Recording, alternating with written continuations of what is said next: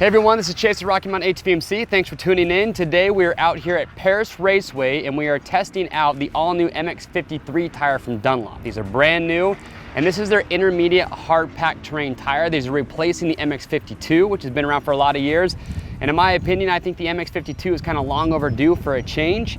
It wasn't the most popular tire. It was great in really hard pack square edgy conditions. The problem is that when the track in the morning time was soft and loamy, maybe an over water kind of muddy, it just really didn't offer that much performance. And so riders really didn't want to sacrifice performance in those soft loamy conditions and just wait till the track got square edgy and hard pack. And so one of the main goals with the new MX53 is they wanted to broaden the performance spectrum of this tire. They wanted to have more intermediate performance and then also obviously get that performance when the track gets hard packed and square edgy like Perris got today. So we got here today, they tilled the track really deep. They had a lot of water on there. So I rode this tire when the track was super wet, really deep, you could say muddy, and then we got through it to the end of the day and it's super hard packed, blue groove in a couple spots. And overall, I think they actually did a really good job with the improvement of the tire. So we'll talk about the rear and then we'll talk about the front. So let's start out with the rear tire. So first off, let me just say sizing is a big deal for this because they actually came out with all the sizes all at once, which is nice. So they have your sizes for your big bikes all the way down to your minis. And also with the rear tire,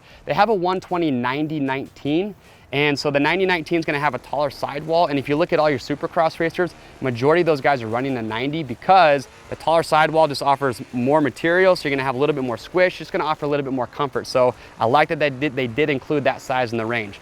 But when you look at the rear tire, you'll notice the tread design is pretty different compared to the 33. They have what they call their tornado design. So the lugs are actually staggered as you go around the center of the tire.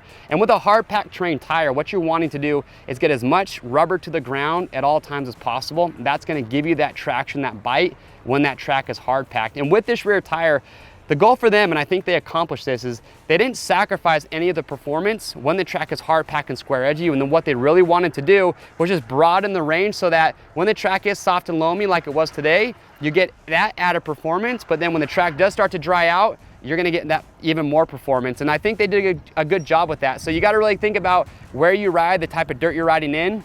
Here in California or for us in Utah, you know, for the first hour and a half, 2 hours of the day, the track could be deep and loamy, tacky dirt, but eventually you know it's gonna dry out, it's gonna get hard pack, and that's really who this set of tires is for those riders that deal with that type of dirt conditions. If you're over on the East Coast and you've got soft, tacky, loamy dirt basically the whole day, the MX33 is probably gonna be the better option for you. But I was actually really impressed with the tire as far as how it did perform when the track was at its deepest first thing in the morning. I really didn't feel like I was sacrificing that much performance compared to the MX33, but as the track did dry out and get hard packed is when I could trust the tire. Even when they threw down some water on the lips and they were hard, I still trusted the tire was gonna grip and not break loose on me. So it was nice to have that performance as the track got in worse shape throughout the entire day. So they did make the sidewall on this tire taller and they made it thinner as well. So they also want to add some comfort.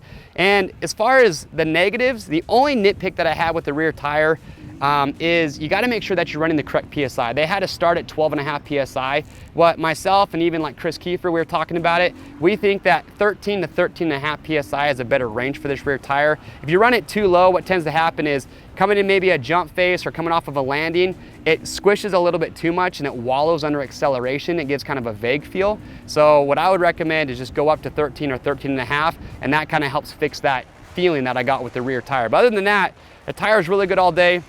The side lugs on the sidewall are also larger than the MX33. So again, when you're leaning the bike over, getting more rubber to the ground, better bite and better drive. Moving to the front tire. The front tire for me today was honestly the biggest surprise because it was really good under braking. That's something I really noticed. With this tire, when you're coming in, they did increase the height of the tread lugs by 1 millimeter just to add a little bit more, bite to the tire.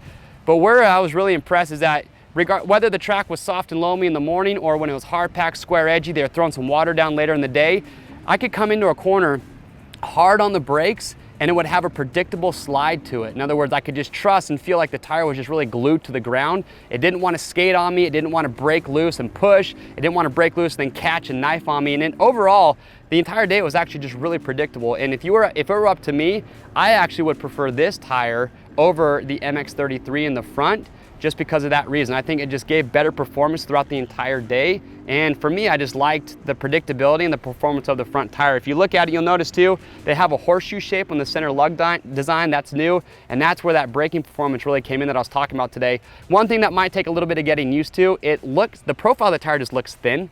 It's the same standard profile. It's at 80/121. It just seems thin when you look down at it, so that might take a little bit of getting used to. But as far as when you're coming into a rut, you're leaning the bike over, it stays planted, it tracks through the corners. So overall, the performance of the tires is really good.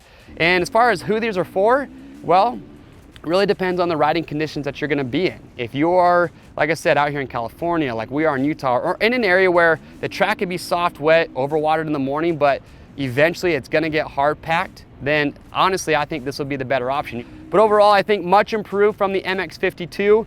So again, just kind of ask yourself, what type of conditions do you ride in most often? That's gonna help you decide if the 53 or the 33 is gonna be the better option for you. If you guys have any other questions or comments, you want some more of my personal feedback, more than happy to give that.